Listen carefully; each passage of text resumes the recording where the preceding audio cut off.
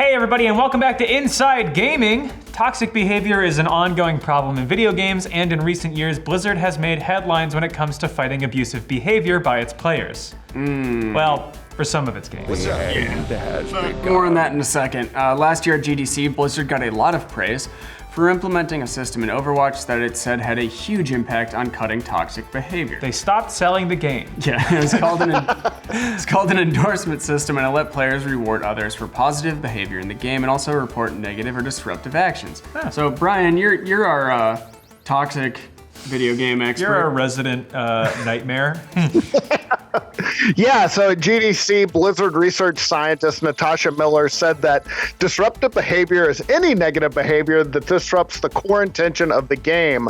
Thanks for that description. She went on to say, it's things like intentionally losing a game, typing or saying horrible things in chat or on mic, or being away from the keyboard during a game. And here's the interesting thing. She claimed that their endorsement system cut toxic behavior by as much as 40% in Overwatch. However, while they have made some strides in one game, they've allowed another of their games to become overrun by toxic behavior. And instead of putting in new systems, they say it's up to players to do something about it. We're talking about StarCraft 2, which came out about a decade ago. It's one of the best known RTS games in the world, and it's one of Blizzard's pillar franchises. Yeah, but over the last year, Brian, right over there, yep, has been playing the game, and he has noticed some pretty disturbing behavior. Right, Brian? Yeah, so for background, I've been playing StarCraft 2 for a long time. I'm a big fan, Diamond League over here. Over the last year, I've gotten back into it. The game, it isn't what it used to be population-wise, but it's still got a pretty active player base.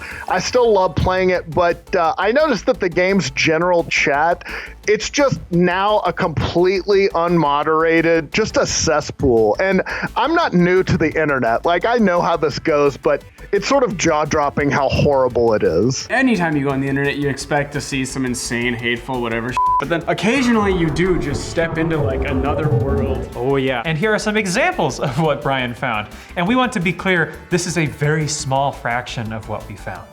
Yeah, and fair warning, there's some pretty terrible stuff here. Roll the slideshow. How about some soft Hallmark Channel music while we play? Oh yeah, okay.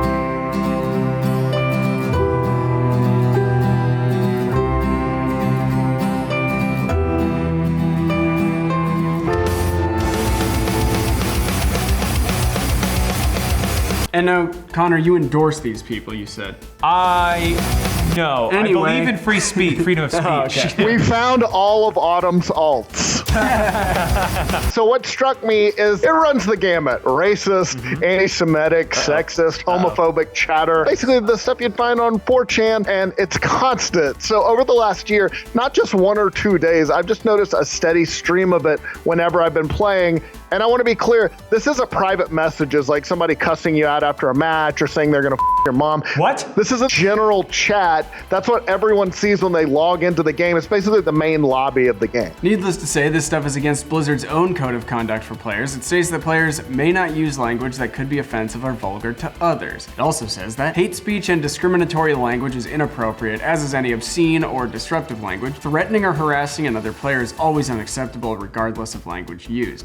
Violating any of these expectations will result in account restrictions. More serious and repeated violations will result in greater restrictions. So when it comes to StarCraft 2, we wanted to find out what Blizzard has to say about this. So Brian emailed them a few screenshots of some of this toxic chat. He also asked them what they're doing to combat this kind of behavior in StarCraft 2. Yeah, after being passed around by a few PR staffers, you must be used to that though, Brian, right? Getting passed around by a few PR staffers? Oh yeah, Wait, they love getting emails with just racist and toxic chat. Yeah. But you finally got a response, right? Yeah, so I heard from Dustin Blackwell, who is Blizzard's senior corporate communications manager, and I give them credit. Blizzard did work to get me somebody to talk to and to answer my questions. So here's what he wrote me. We take disruptive behavior very seriously. We feel our game should be welcoming places for everyone. So we have been working on and refining systems to combat this for many years. Blizzard games contain in-game reporting systems combined with machine learning techniques, which are vital tools for our customer service department to take appropriate action against offenders. He then detailed how that works in StarCraft 2. You right-click on a player's name to report them for abusive chat. Yeah, he added that we encourage all our players to take advantage of our reporting systems. Action taken against these players has a proven effect on whether or not an individual repeats that behavior in the future, so please don't be shy in utilizing this feature if you see anything like this again. So it sounds like he's saying that it's up to the players to report this, but we wanted to be sure, so Brian asked him a follow-up question. Yeah, so I asked him, is Blizzard's strategy for fighting toxicity basically to leave it up to players to report bad behavior, or is there any proactive monitoring at all? And he kind of hedged. I mean, Blackwell responded, Blizzard is always looking for ways to address disruptive player behavior and improve our systems when possible. In Overwatch, for example, we implemented the endorsement systems, which has generated a positive response from our community and has had a marked effect on player behavior within Overwatch's ecosystem. Yeah, but he went on to say that not all of our games have these features. So for titles like StarCraft 2, we encourage players that see disruptive behavior to leverage in-game tools such as reporting, profanity filters, muting, and blocking. So if you see something, say something is their strategy? I suppose. Basically. Okay, cool.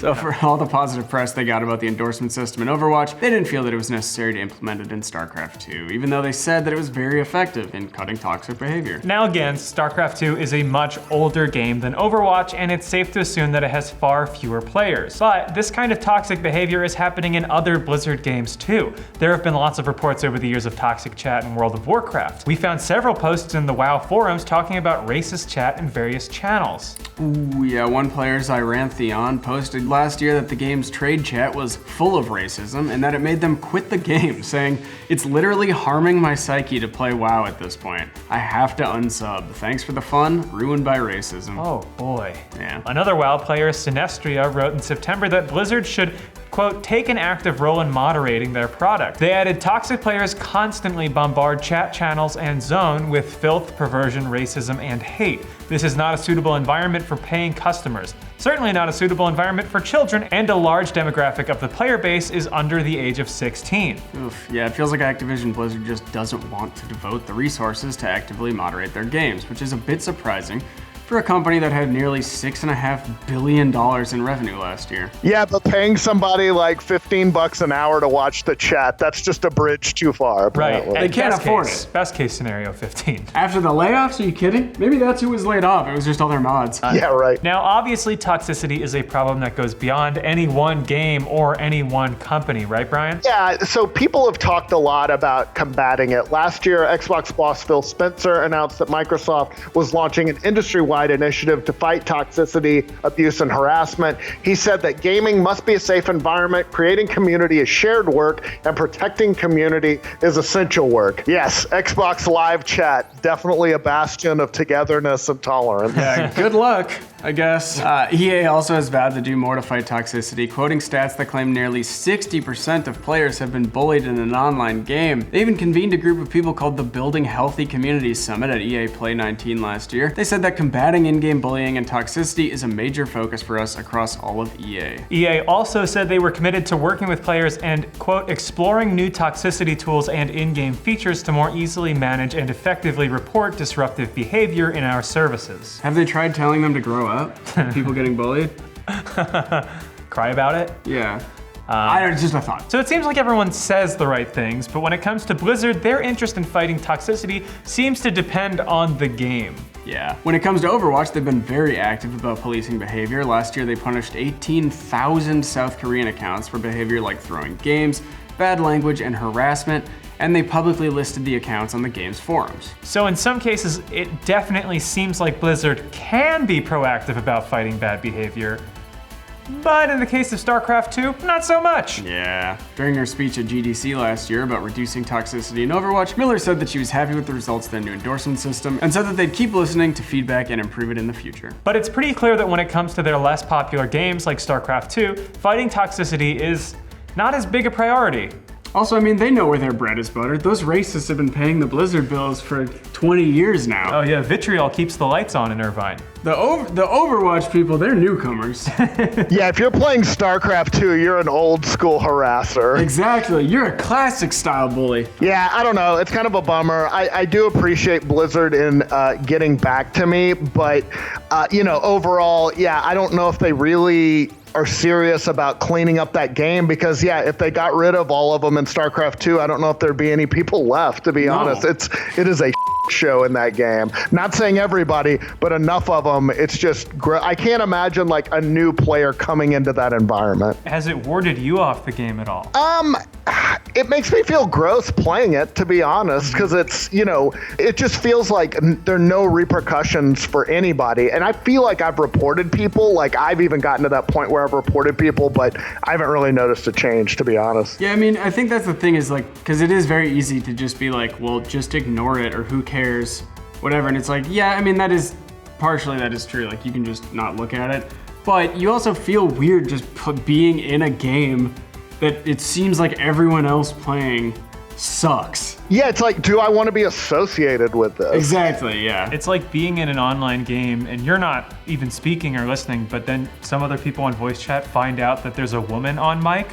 Yeah, yeah. Wow, yeah, and it's like, I think I'm gonna Warning, gamers. Maybe I'll just. I need you. It makes me want to read it. Chat, woman. Attention, man battle stations.